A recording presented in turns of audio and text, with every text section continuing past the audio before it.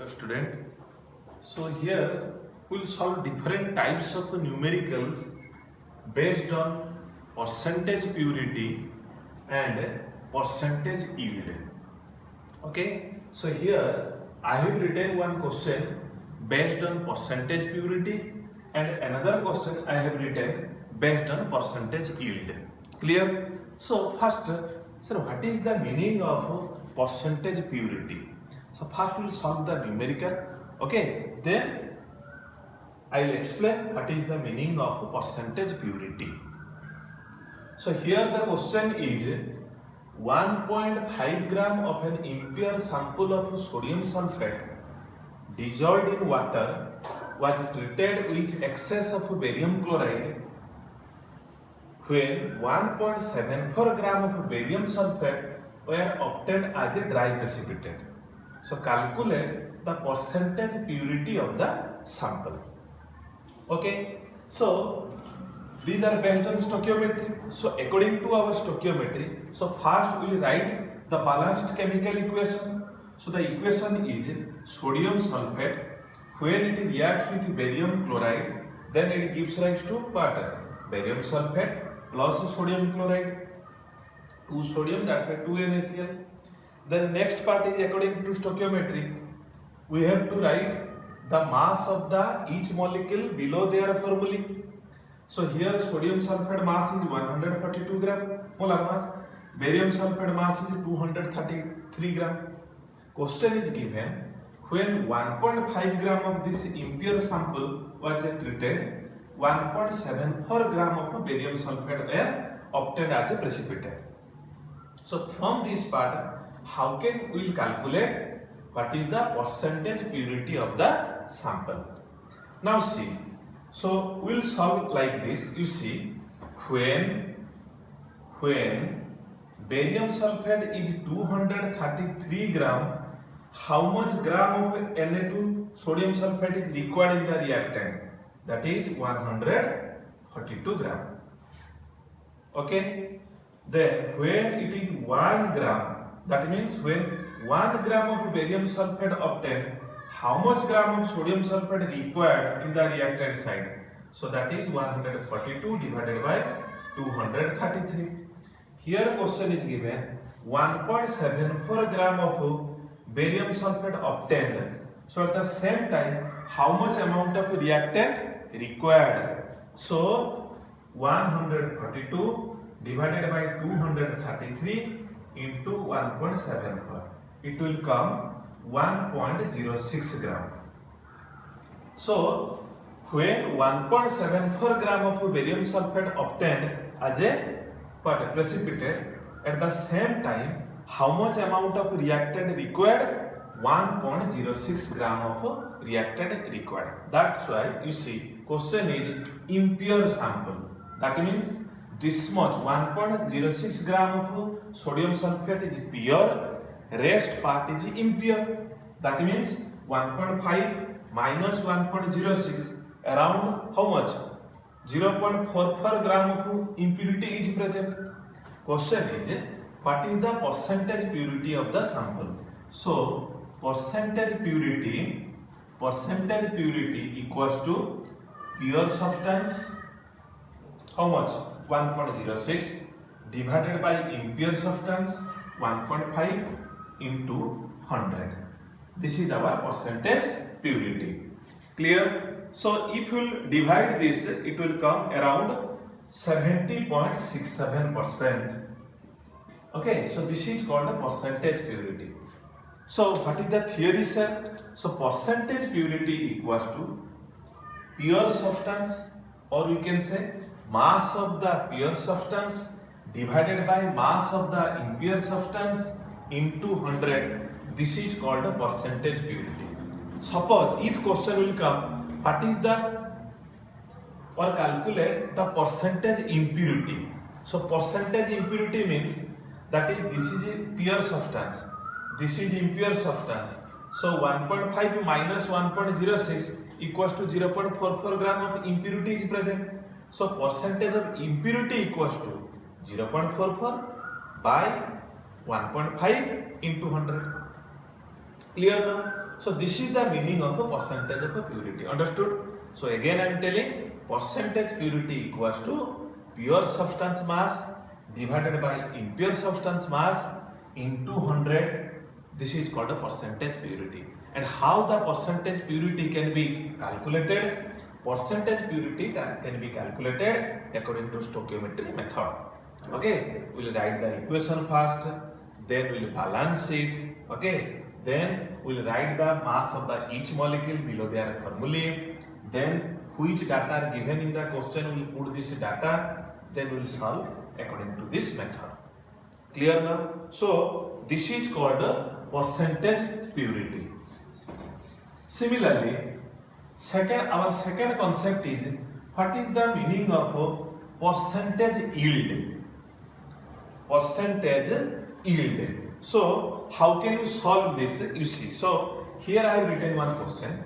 A chemist produced PCl3 by mixing of 12 gram of phosphorus with 35 gram of chlorine and 41.5 gram of PCl3 obtained.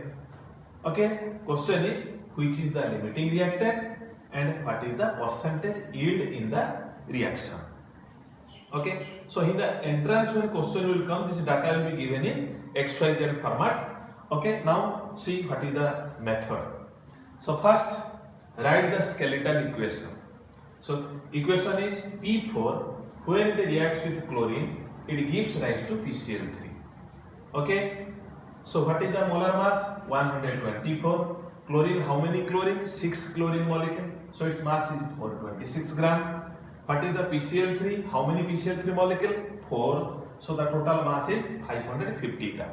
Question data given, when 12 gram of phosphorus combined with 35 gram of chlorine, 45.5 gram of PCl3 obtained.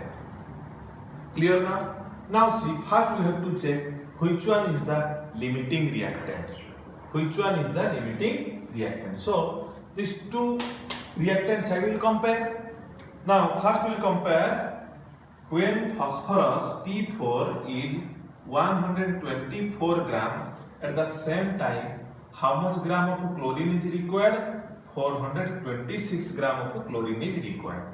When phosphorus is 1 gram, how much gram of chlorine is required? 426 divided by 124. Okay. Then when phosphorus is 12 gram, it is how much required? 426 by 124 into 12. Okay. So its value will come 41.22. 41.22 gram of chlorine is required. But how much gram of chlorine is given? 35 gram. That means less given. So which one is the limiting reagent? So chlorine is the here. So chlorine is the limiting reagent. Clear now? So the product depends on chlorine or the product depends on phosphorus. So the product depends on chlorine. Now, okay, up to this much clear. Next, so we got a limiting reagent.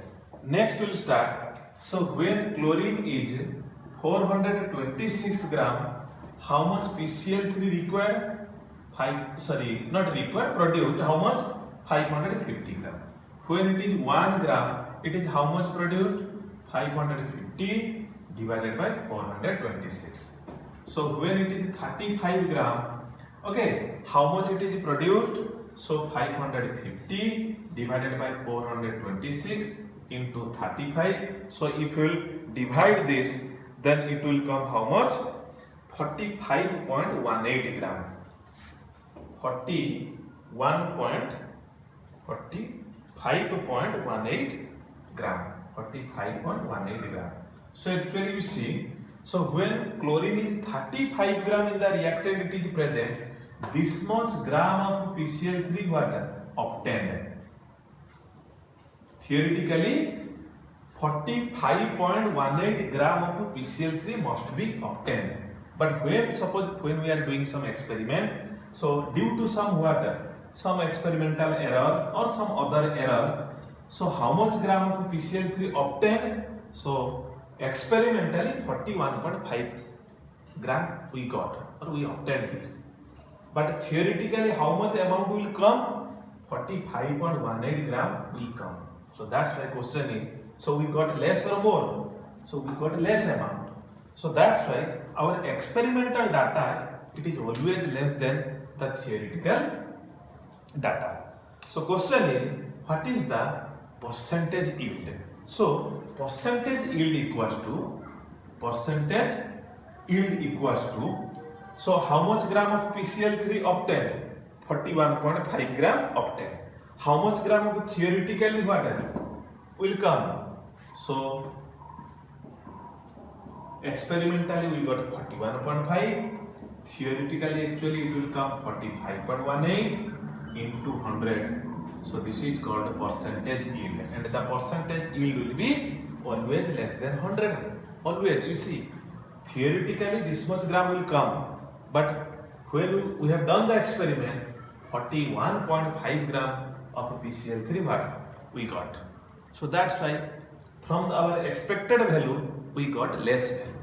So percentage yield equals to 41.5 divided by 35.18 into 100. So that's why, so what is the formula now or what is the theory now? So percentage yield equals to, yes or no, experimental data what we got divided by theoretical data. That means how much will come, yes or no, into 100. So this is called the percentage yield. So got the idea? So this is the meaning percentage purity and percentage yield. Clear now? So for our NEET concern, these questions are very important, and you will remember when in the NEET format question, in place of this 12, 35, 45, yes or no, x, y, z data or value will be given. So we can easily calculate, because when data will be given, it takes some time because we have to divide this. Yes or no? But when x, y, z will come, it is very easy because only in x, y, z method, yes or no, the data will be given or the option will be given in that format. Clear now? Okay.